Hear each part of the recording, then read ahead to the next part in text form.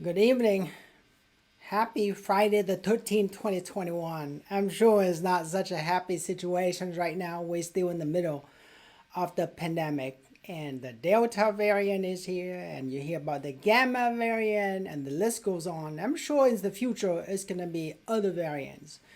And what I'm hoping to do today is to revisit the topic that we had it years ago and to kind of rediscuss the fundamental principle to how to fight coronavirus as well as other virus or other kind of infection to your body. It's always troublesome when we actually look at these kind of infection and we got all sorts of informations out there.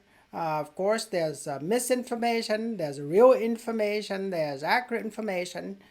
Again, what I'm hoping to do is deliver to you unfiltered information, unbiased information, apolitical information, so then that way you can get a chance to make a decision for yourself instead of having someone else's influences how you would protect yourself and your family or how you would decide to have the vaccination or not, because big concern right now, lots of question. We're going to leave a lot of time at the end of the talk so that you can ask the questions yourself, because I think that part is going to be very important. So let's get right to it. So I'll just show you the graph, the first slide, please, of California rate of coronavirus. So as you can see, the height of the coronavirus last year, we get about 45,000 new cases a day. At this point for today's statistic, actually in March, you see on the graph that it's in March, we only get about 2,000. That's really nice. And then now we actually up to about 11 to 12,000 a case. Now there's always a question, well, these are just mild cases. You have a lot of people that actually got sick. I beg to differ. The reason why is sooner or later, these mild cases is going to translate to a more severe cases, and then we need to be prepared for that. The bottom line is we want to be proactive. Last year, 2020, the whole world and our country was so reactive.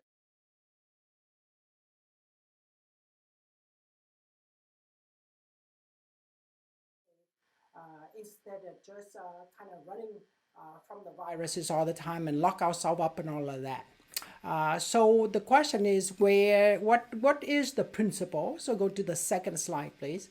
So the principle is, you see in the slides, it seems like we kind of condition ourselves to expect this miracle, looks like a doctor or the nurses or other healthcare person to kind of come along and have this amazing shield and protect you from the virus. Again, it is nice. It's great to have medication. It's great to have vaccine. And it's great to have all the extra help. But I think you want to be the one to protect yourself. You should be in front, and like this individual cartoon right here, you should be the one to actually be able to minimize the rate of infection, or at least minimize the severity of the infection. What do I mean by that?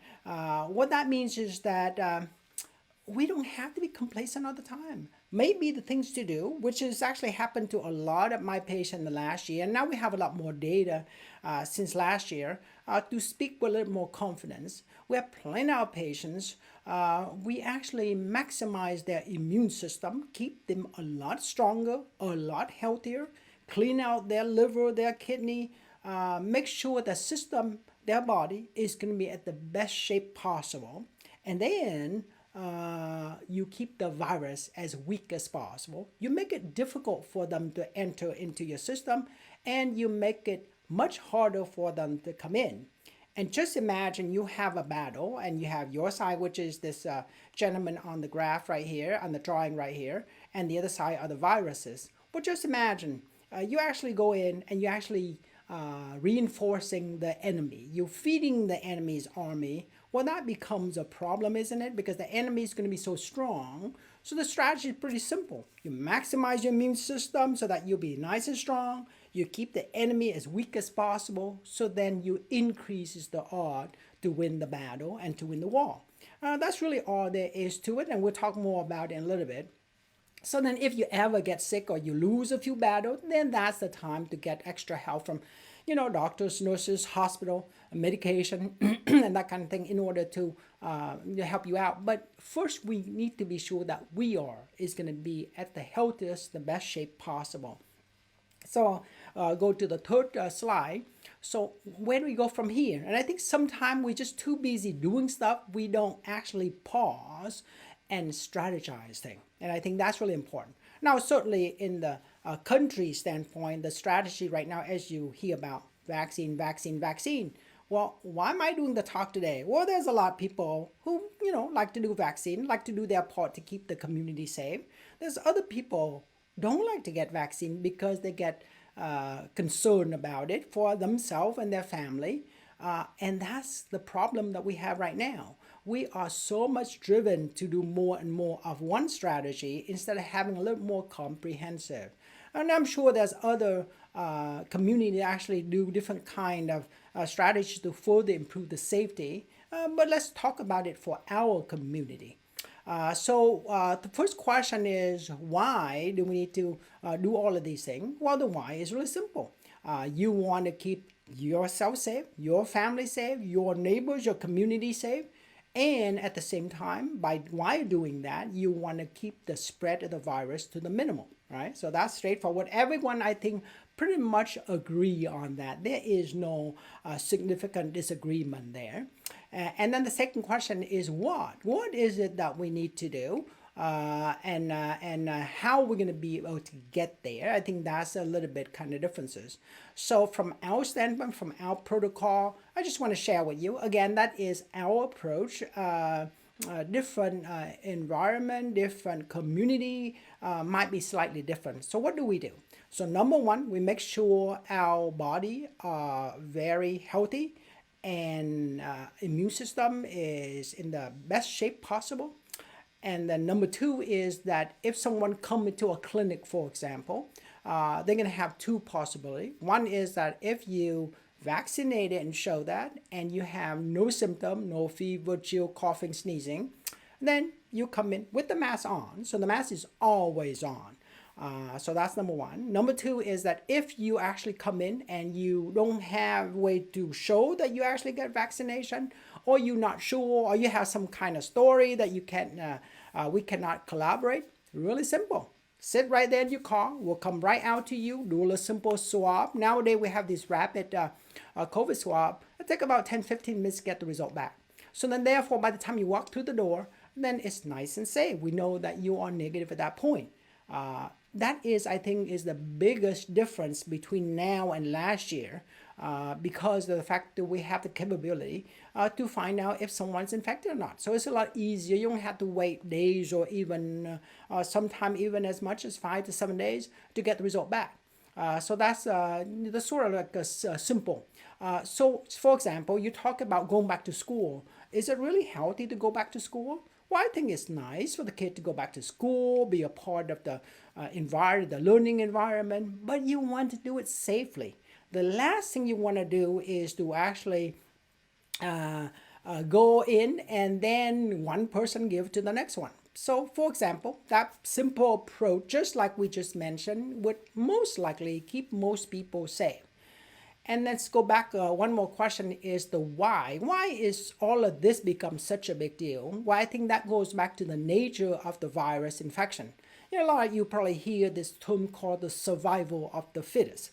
How do we human beings get to this point where we are? Well, we actually, basically change over time and get smarter and get, more handy and be able to create a lot bigger and better things and change the course of civilizations. Well, guess what? These viruses, they also a living organism. They want to also live as well. So what do? They literally need to change constantly in order to stay alive. So that's where the problem is. So go back to the Delta variant virus, and just an example, it doesn't have to be Delta, it could be other kind of strain of viruses as well. So the Delta virus, as a lot of you might have been aware, was originated in India. And the daily rate back then could be 300, 400,000 people that got sick at the time. So the problem is when you have so many people get sick, even though they are asymptomatic and they don't have any problem, the virus actually get into those body and the cell, and they start to change because when they can't replicate, they can't spread themselves to other population, or they get destroyed by the natural immunity that these individual got, then they start to have to mutate. That's just a part of life. So they start changing and changing. Eventually, they become a stronger version. Of course, the weaker version of those viruses already long gone. They don't make it. And that's why we call survival of the fittest, right? So the one that is most fit, the one that is most contagious, the one that is most virulent, are the one that is going to, get right to the top. And then all it takes is a few of those individuals, carry them to this and that part of the country around the world, and then they go to the next cohort, next group of people that they infect, and then they just continue. The problem with the whole situation is that by the time they get into the next host individual, and could be, over by UK or go in the US, South America, Asia, then they start to mutate again. So just because we had the Delta variant from India does not mean that the Delta variant go to UK or US or Asia is going to stay that way. They might change completely or change a little bit, so they still can be called Delta variant, but they might have other kind of protein, spike proteins, and other ways to actually get into the system, evade the immune system as we know it. And I think that's where it's really important. And the list goes on. So what does this kind of resemble? Well, you remember the time when we have the flu season. Every single time we have flu season, say, well, everybody line up and get the immunization, right? And then every single year you hear, well, this year is going to be really bad. And then the funny thing is the following year we hear the same story. So it's, keep getting bad. And the effective rate, they say, well, initially, whatever the percentage, the last time we kind of hear about this, about 2019, is like 40%. Why? Because these common cold or viruses actually can replicate and mutate themselves, so therefore they get better and better every single year. Then we keep chasing our tail because of the fact that we just can't possibly keep up with them, because the more people they infected, the more likelihood they actually mutate, because the growth, as some of you actually remember your physiology or your just statistic classes, when these growth happen, is exponential. That's the problem. So they get more and more and more, and the more they grow, the more they into these cells and these bodies, including the strong and the weak, they mutate. So the next thing we know, we get all sorts of variants and that kind of thing. So how do we kind of minimize the spread of these viruses? Well, guess what? Whether they have Delta or Gamma or whatever the virus is, if you have a super strong immune system and you keep them weak when they get into the system, then all of a sudden you have better chance to get to stay safe and to be able to fight it yourself. The first line of defense should be your own immunity instead of relying on some shot that some doctors or hospital gives you. Of course, if you need to, you should get the shot and even the antibody from the medical facility, but that is usually should be secondary. So then the last part of this slide that I talked about is, okay, so what are we going to do about it? Well, first we talk about the aggressive screening. So we mentioned that anybody who go to any kind of gathering, whether it's a birthday party or medical clinic or school, should be screened. When in doubt, just test it out. Just like one of those postings I did last year. Just test it out. See where you are. If you're negative, good. You can come in, and you positive, then, we have the treatment plan for that. So that's number 2. Number 3, how do you keep yourself strong? It's actually pretty simple. Don't poison your body. You hear the expression that you treat your body like a temple. Well, if your temple is all having graffitis and trash and not well kept and never been cleaned, well, it's going to be kind of not a very good environment. Well, all we have to do is now, more than ever, you need to make sure your temple, which is in each of our body, is in its tip-top shape. Always nice and shining all the time. So what do? Really simple. Most of my patients, I just have this kind of standard routine they do. 3 simple steps. We usually have them, okay, well, what do you drink? Water, black coffee, or tea. Don't drink anything else. No creamer, no sugar, no honey, no juice, no milk. All of those other drinks, you can do them. Just treat them like a treat. Like, ice cream. So when you eat ice cream, you don't eat like a big old bucket of ice cream all at the same time. So therefore, the same thing with your drink. So instead of having a latte 3 times a day or 2 times a day with a whole bunch of creamers and sugar in there, well, then maybe just have it as a treat once a week, so twice a week or something like that at specific time.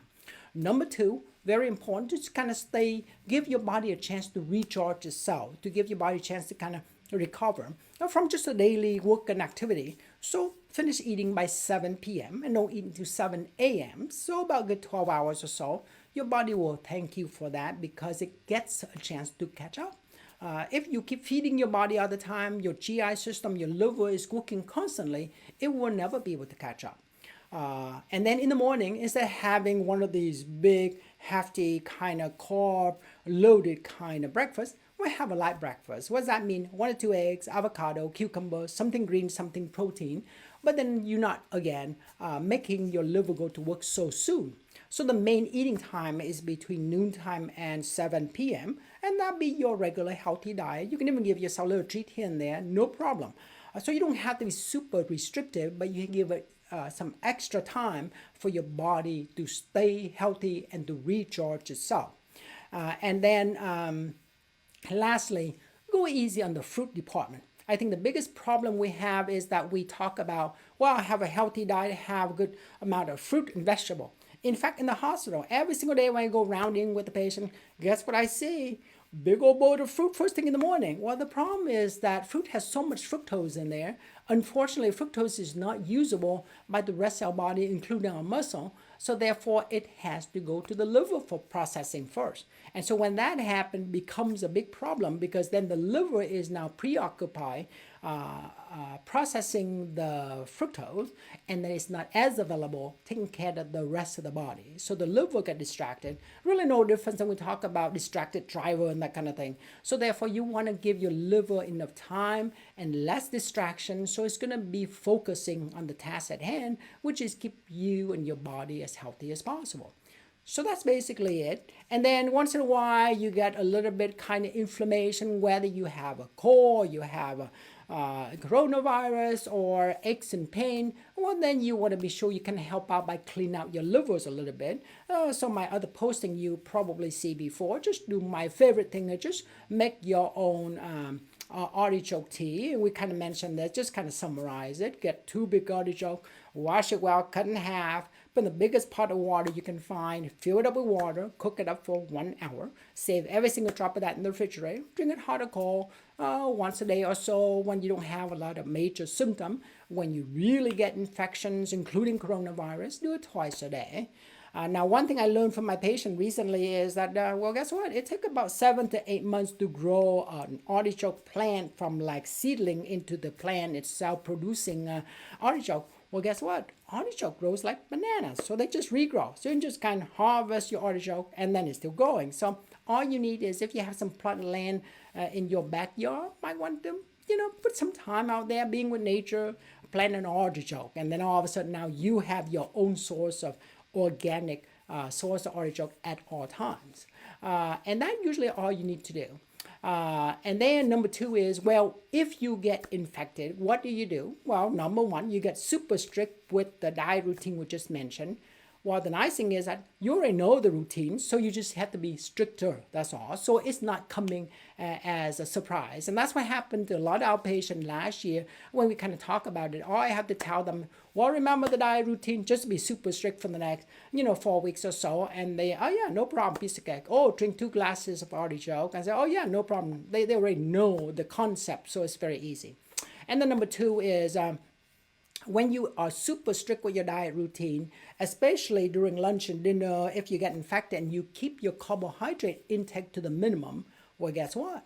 All living organisms live on carbohydrates. So then all of a sudden, these viruses don't get fed all the time, they get minimal carbohydrates, so therefore they kind of weak, just like not feeding the enemy. So when the enemies are super weak and starving and your immune system is nice and strong, then all of a sudden you get better chance of winning the battle and winning the war. So that's why about 60% of our patients last year, when you get infected with coronavirus, have a relatively milder symptom, even the one with the severe symptom, and 60-70% of them actually tested negative from coronavirus after 2 short weeks because their body cleared out. So I think that's really nice and easy approach, but be prepared.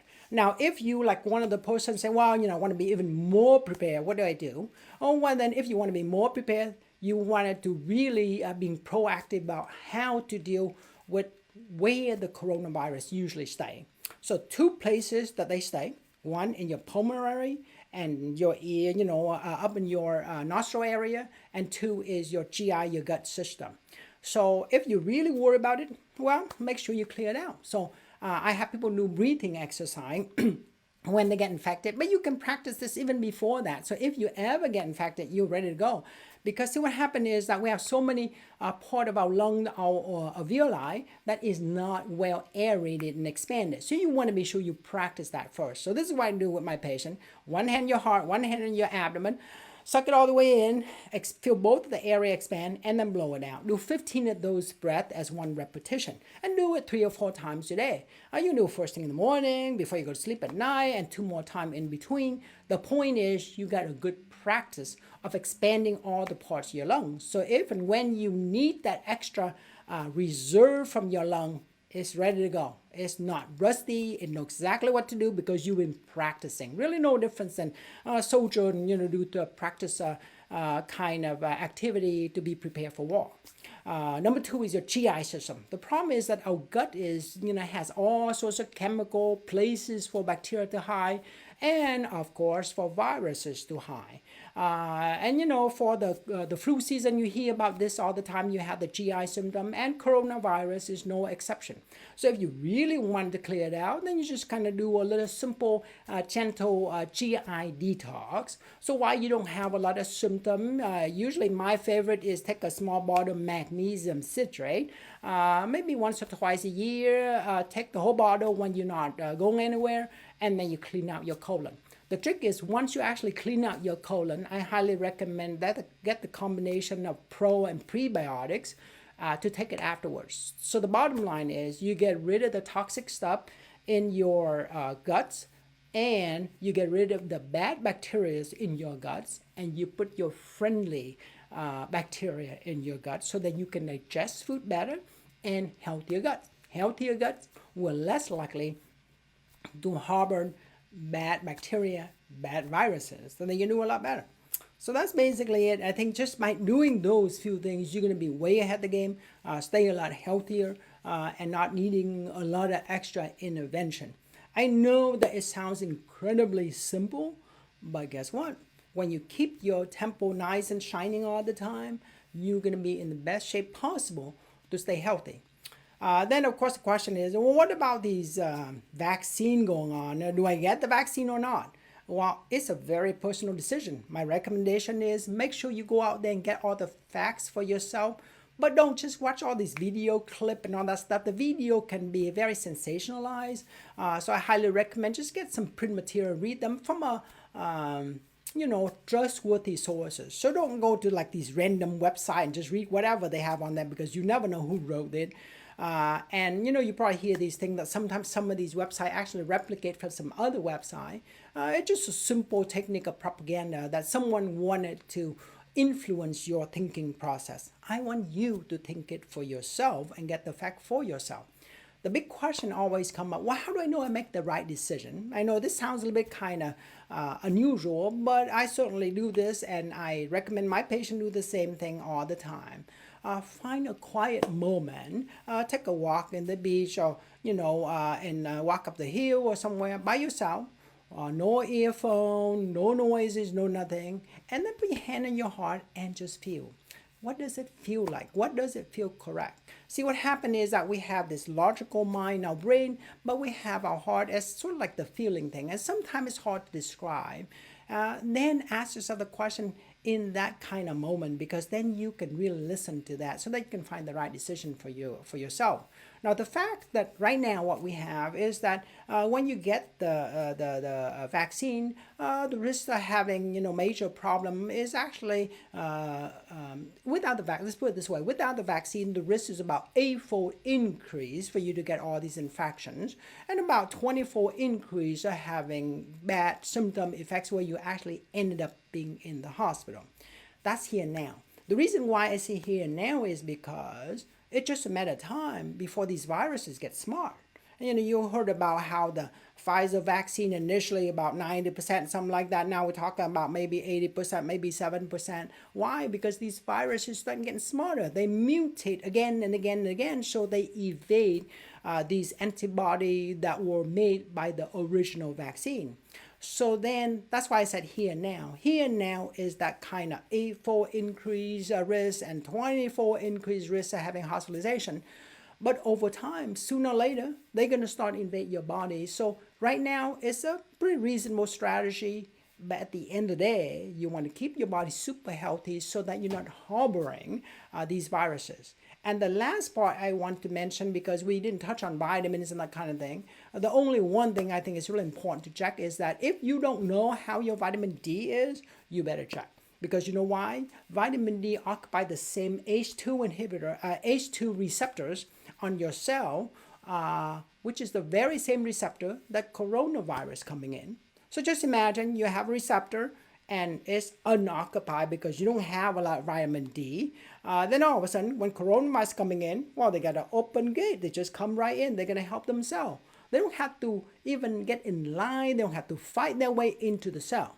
Whereas if you actually have a decent amount of vitamin D around, the vitamin D molecule is going to occupy that receptor. So therefore, it's going to take, makes it a little bit, create a little difficulty for the coronavirus to come in. So then they have to work a little harder to come in instead of just coming in and help themselves with all the cells in your body. So that's why I think it's important. Now, if you have no idea what your vitamin D level is, then just take about 5,000 units twice a day, and then get the blood test, and then go from there. Where do you want to be? About 40 to 50. A lot of people, believe it or not, is in the teen, like 12, 13, or even low 20. And that's just not enough. You don't have enough vitamin D around, besides the fact it's going to help you with strengthen your immune system, get your bones stronger. But it's really essential for this discussion so that you're going to slow down the advances of the coronavirus. I think that's really the most important thing. You don't want to make it easy for the enemy to walk into your home, your body, and invade your body without any resistance, right? So you want to put up a highest amount of resistance and just, put up a pretty decent fight. Now, once you do that, chances are they're a lot weaker. So even if you need to get some extra help, whether, extra medications and things like that, the medication is going to be so much more effective because the enemy is already weakened or less of them invading your body. The symptom will also be less as well. So that's sort of like the general strategy. At this point, I like to leave some time for people to have any questions so then we can address the true concern of, everybody. In the meantime, I wish everyone stays safe. Keep your body immune system super strong. Keep the enemy really weak. That will be the key to increase the odds of winning the battle and winning the war. So my assistant here is going to ask me the question, and then I'm going to answer. So while she's doing that, let's see what else. Wait, no, I have a question. Okay, she got the question. How do Delta variant symptoms differ from the regular strain of COVID-19 we were seeing before the summer? So the symptom is slightly different because it depends on where it is. Well, I forgot to mention about what is the big deal about Delta. They actually far more contagious. That's why. And their symptom is far more mild. So remember, you sometime in the past when you have like the flu season and someone, well, I just got a little sniffle, I got a cold, no big deal. Well, those are the people that are most contagious because of the fact that they actually able to spread so much farther. Remember we talked about 6 feet apart and that kind of thing? Well, that's for the alpha coronavirus, the original coronavirus. When you get to Delta, 6 feet might not be enough because they are so mild. So just imagine someone standing in line or in the supermarket, have a little sniffle, no big deal, never get checked because already got vaccinated, didn't think about it.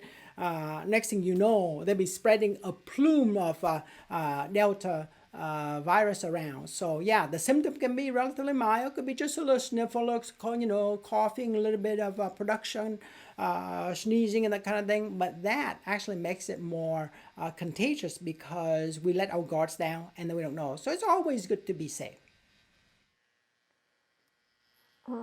How likely is a fully vaccinated individual to get the COVID-19 Delta variant?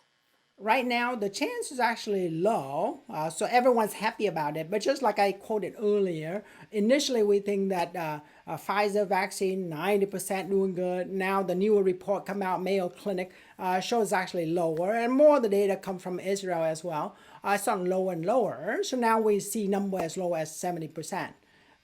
What I see is the natural progression of the survival of the fittest, the changes and the mutation of these viruses. It's just a matter of time before it's starting to go lower. And remember when you fight with influenza virus every single year, what number do you usually hear? 40%, 50%.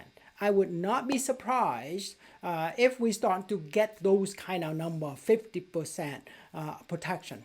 So sure, 50% is better than nothing, and the immunization is one strategy, but at the same time, you want to put your cape on just like that cartoon we mentioned, keep your body strong so you can really fight it off, make it difficult for them to spread. See, the problem with these is that the more they spread, the more exponential growth, and the more exponential growth they experience, the more they can replicate and mutate.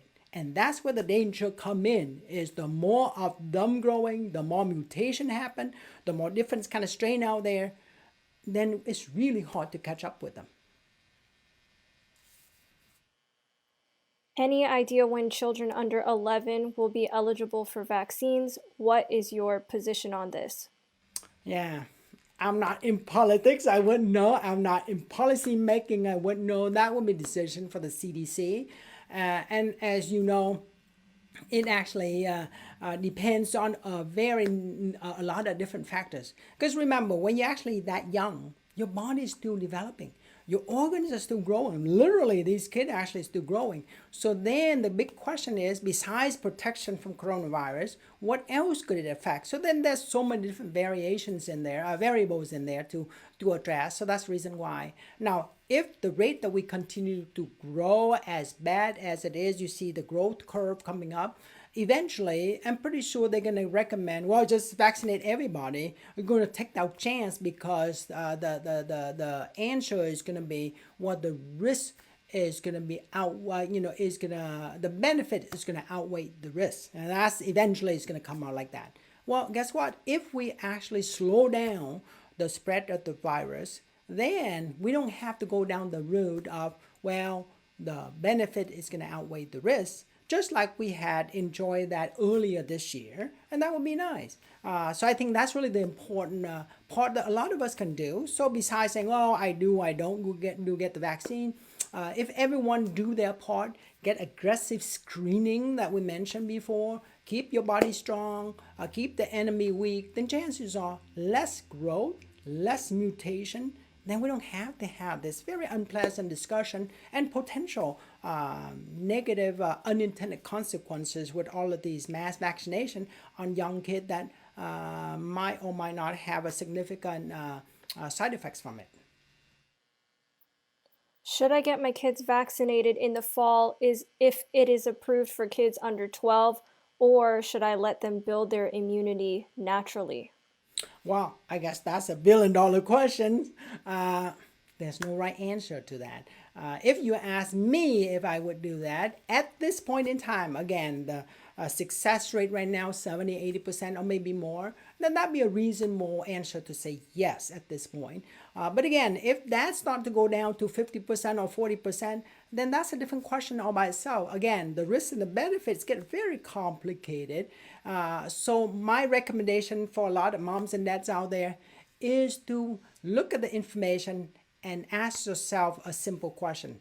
At what point is it reasonable? For example, if you say, well, if the efficacy 50% is not worth it, or if the efficacy is 40% is not worth it, 30% not worth it, whatever the risk is, and the efficacy of the immunization is, then you get to decide. But my recommendation is have that kind of general number already figured out, because the problem is you don't want to wait until the number come out and then you can't decide. See, by then you already know what the answer is, and it's just getting very confusing. So it's better to kind of plan it in your head or write it down, and then that way, then when the information come out, then you get a general direction as you where you're going, so that you make that decision for you and your family and not let someone else's who might have some other political biases in it.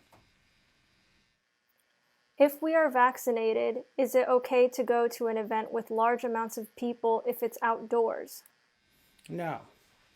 Only if, I guess qualify that. Yes, only if they have aggressive screening. Because remember, the Delta variant is very contagious and they can spread further and to more people. So just imagine somebody have a Delta, minimal symptom because they're relatively healthy, standing right there by the drink line or right by the food tray, and then just sneeze in the wind. And then some of that kind of drop right into the food and you just happen to pick up that plate. Well, that becomes a problem, isn't it? So how do you keep yourself and your family safe? Pretty simple. Talk to the event planner and say, hey, what is your protocol to keep everyone safe? And again, vaccination, no symptom. We talk about zero symptom, come in. No vaccination or not sure or a little bit of symptom, swab. So if you do that, then the likelihood for these kind of unsafe environment is significantly less. There's really nothing magical about being outdoor versus indoor.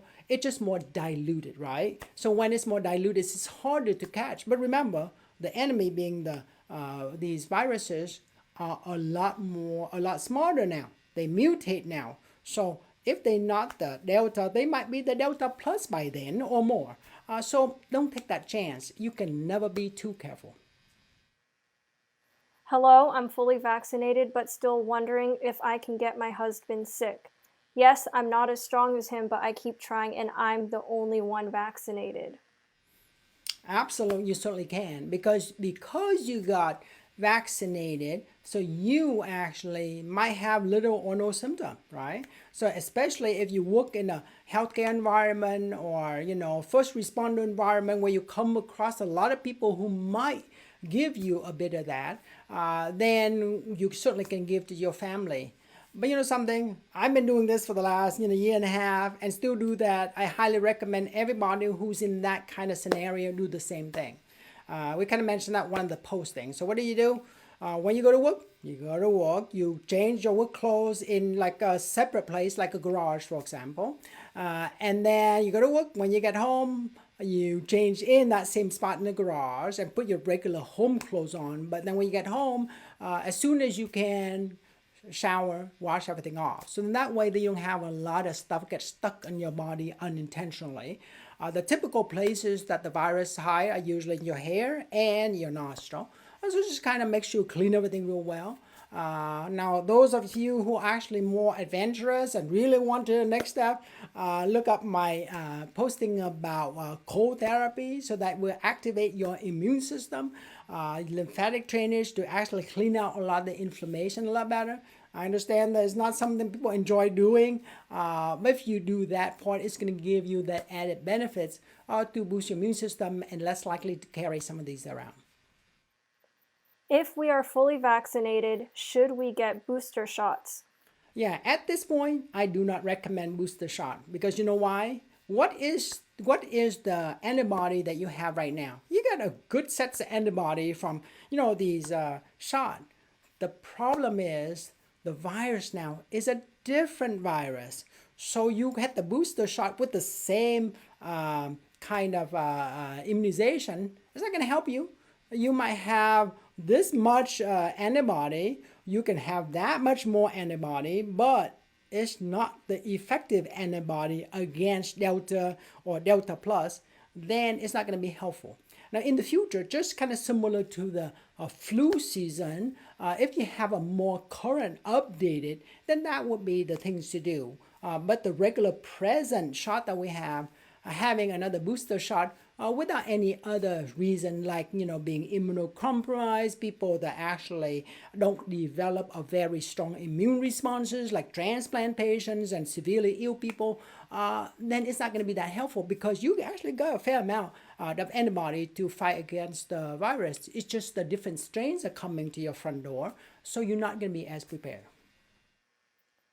Do you recommend pregnant women be vaccinated with a history of repetitive miscarriages?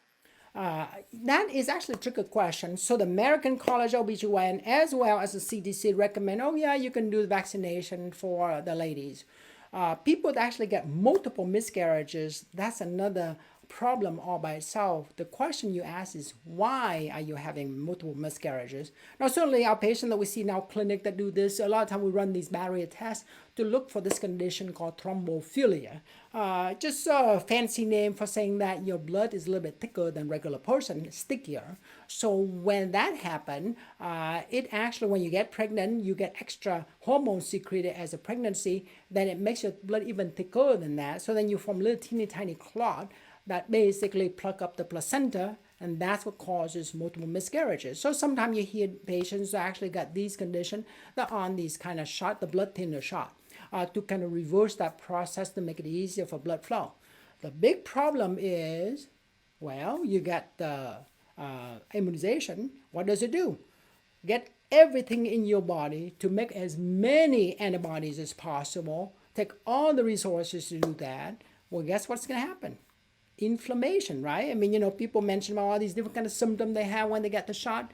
That becomes an issue because when you have so much inflammation like that, guess what happens to your blood? Get thicker.